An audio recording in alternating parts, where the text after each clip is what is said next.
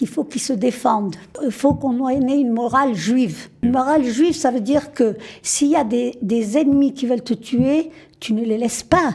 Pas parce que le Hamas met les civils en premier et qu'on doit, nous, sacrifier nos enfants. Je disais quelque chose à mes petits-enfants, ça va être peut-être, ça va faire de la provocation. Je préfère venir vous voir en prison qu'au cimetière.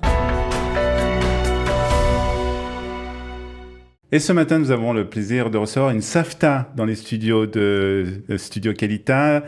Nous sommes avec Daniel Benaïm. Bonjour Daniel. Bonjour. Merci d'être venu dans nos studios pour nous parler un peu de ce que vous vivez actuellement, puisque voilà, on ne va pas rentrer dans les détails, on ne va pas rentrer dans les chiffres, mais disons que vous avez beaucoup de petits-enfants et beaucoup de petits-enfants qui sont aujourd'hui mobilisés, qui sont à l'armée. Exactement, Baruch Hashem.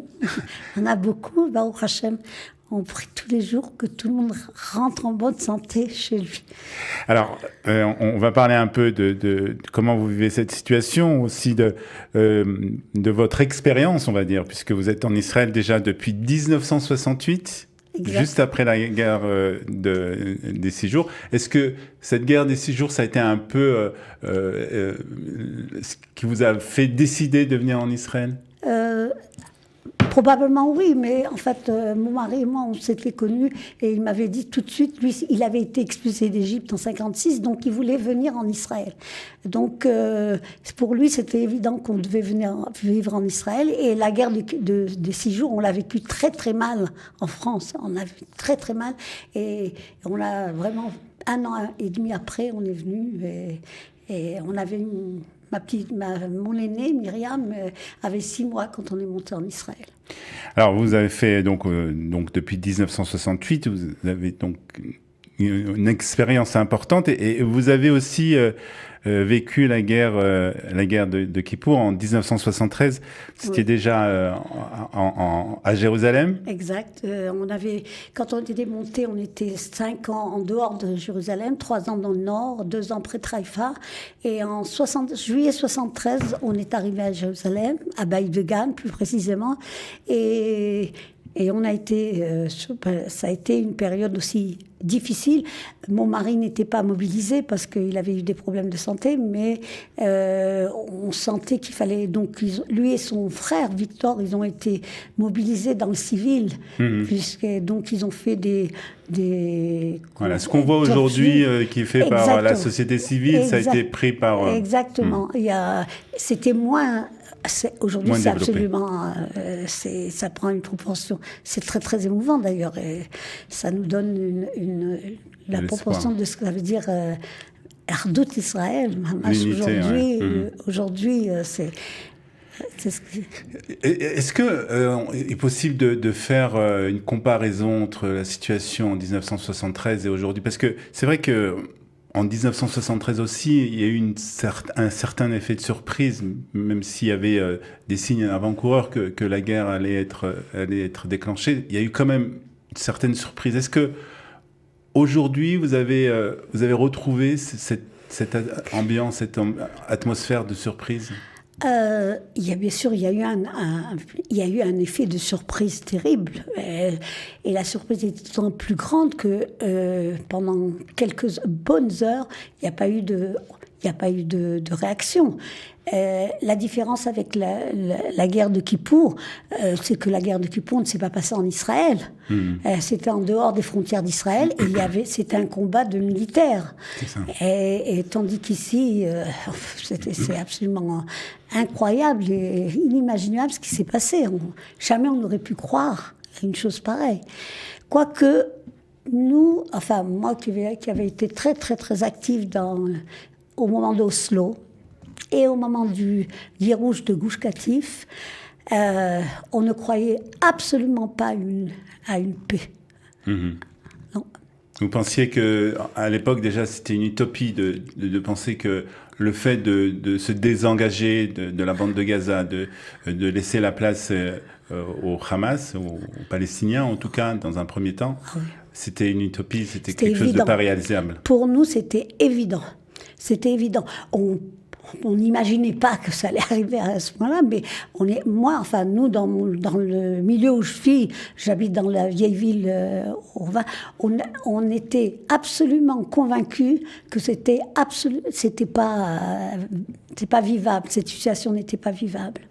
Alors, on va parler un peu de ce 7 octobre. On a dit donc que vous avez beaucoup de petits-enfants qui sont soit réservistes, soit au service militaire. Donc, lorsque vous apprenez, parce que vous entendez les premières nouvelles, c'était le jour de Simchat Torah, qu'il se passe des choses dans la bande de Gaza et dans le sud surtout d'Israël, vous vous imaginez tout de suite que bon, ben voilà, mes petits-enfants vont être mobilisés. J'ai tout de suite...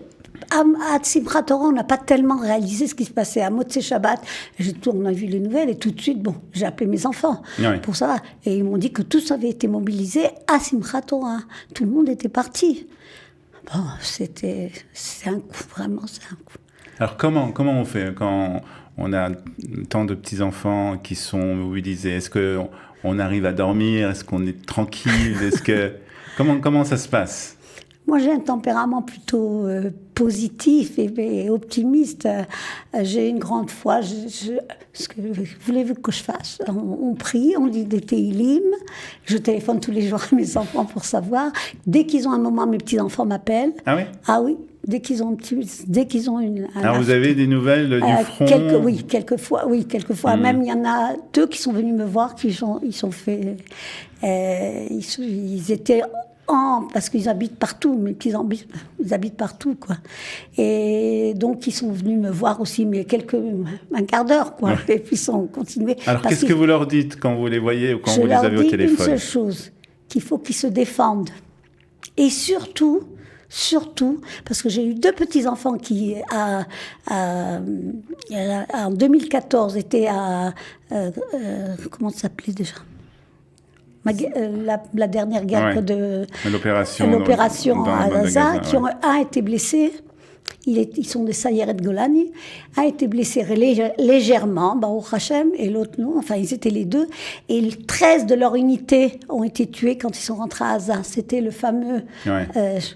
et ça m'avait tellement traumatisé, je leur ai dit, il faut qu'on ait une morale juive. Ça veut dire quoi, une morale juive? Une morale juive, ça veut dire que s'il y a des ennemis qui veulent te tuer, tu ne les laisses pas. Pas parce que le Hamas met les civils en premier et qu'on doit, nous, sacrifier nos enfants. C'était la politique. C'était la conception avant le 7 octobre. C'est-à-dire qu'il faut avant tout défendre les civils et les soldats israéliens. Je disais quelque chose à mes petits-enfants, ça va faire de la provocation. Je préfère venir vous voir en prison qu'au cimetière. À l'époque. Oui. Aujourd'hui, vous pensez que les choses ont changé, les choses ont changé. Qu'il y a quand même un changement dans la façon de penser, que ce soit des dirigeants, que ce soit de l'armée. Vous avez l'impression quand même que ça a changé aujourd'hui? Il y a un changement, à mon avis pas assez radical, mais il y a un changement. Même mes petits-enfants me le disent. Ils racontent justement que ils me disent, l'atmosphère... Il y a un changement. Il y a un changement. Mais il y a quand même des limites. Et alors, vous parlez donc à vos petits-enfants, et je suppose aussi que, vous êtes la grand-mère, vous êtes la savta, mais vous devez aussi, d'une certaine manière, aussi soutenir vos enfants, vos filles et vos garçons. Mes filles, Baruch Hashem, elles sont très fortes. Vraiment, elles sont très fortes. Vous avez 6 enfants, je rappelle. Et les petits-enfants et mes petites filles qui se retrouvent toutes seules avec 4 ans, parce une grande partie de mes petits-enfants sont mariés.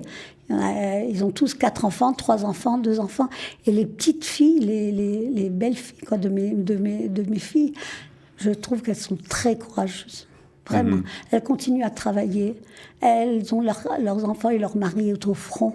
Je trouve ça absolument un courage extraordinaire. Alors comment on fait quand même comment vous passez vos temps? Vous regardez beaucoup la télévision, vous écoutez la radio. Qu'est-ce que vous faites? Vous priez? Je regarde pas tellement la télévision. Quand je la regarde, peut-être que j'ai pas le droit de dire ça, je regarde que la 14. D'accord. Et un peu les autres. Et je prends les nouvelles à la radio, toutes les heures à peu près. Et oui, on dit des télim.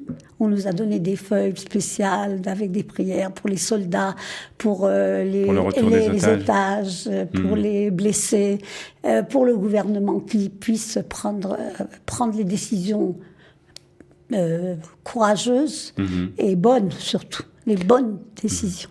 Je suppose que la plupart de ces enfants qui sont aujourd'hui au front sont des enfants qui sont combattants, certains dans des unités d'élite. Presque tous. Presque tous. Presque tous. Alors comment on fait pour... Ils sont Golani, Doudoudan, Andassa Kravit, ouais. Rovesh, enfin infirmier, canonnier. L'artillerie, c'est canonnier. C'est canonnier. Comment on fait pour élever une famille comme ça où il y a tant d'amour d'Israël et un engagement dans l'armée? Je le dois beaucoup, c'est à mon époux, c'est vrai. Il était très sioniste. Qui était sioniste et qui était professeur quand il était à Paris, à Yavne. Donc oui, on parle dans les années 60. Oui. On est monté en 68. Lui était à Yavne jusqu'à notre alia. Jusqu'en 67, il a de 64. Avec M. Picard. Avec monsieur et madame Picard. On a pris un arrière-petit-fils est décédé cette semaine. Alors comment on fait? Pas décédé. Il est tué. Tombé. Il est tombé. Oui. Il est tombé. Le vocabulaire est très important. C'est vrai. Comment on fait alors pour élever une famille comme ça dans l'amour du sionisme, dans l'amour d'Eretz Israël? On était sionistes, moi, je vous dis, jusqu'à présent, et mon mari, quand on levait le drapeau d'Israël, on pleurait. C'est vrai, c'est jusqu'à présent. Jusqu'à aujourd'hui, quand vous voyez les drapeaux d'Israël dans la ville, ça vous fait quelque chose au cœur? Ah oui. Oui. Alors, comment vous voyez là? Bon, on a parlé de ce que vous vivez.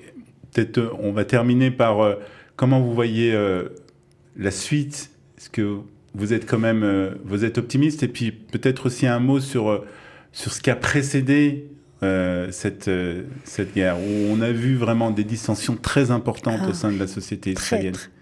C'était très, très, très difficile. Et je pense, enfin, je ne veux pas dire des choses, je pense que cette désunion dans le peuple a été catastrophique, et à mon avis, c'est une des raisons aussi de ce qui est arrivé le 7 octobre.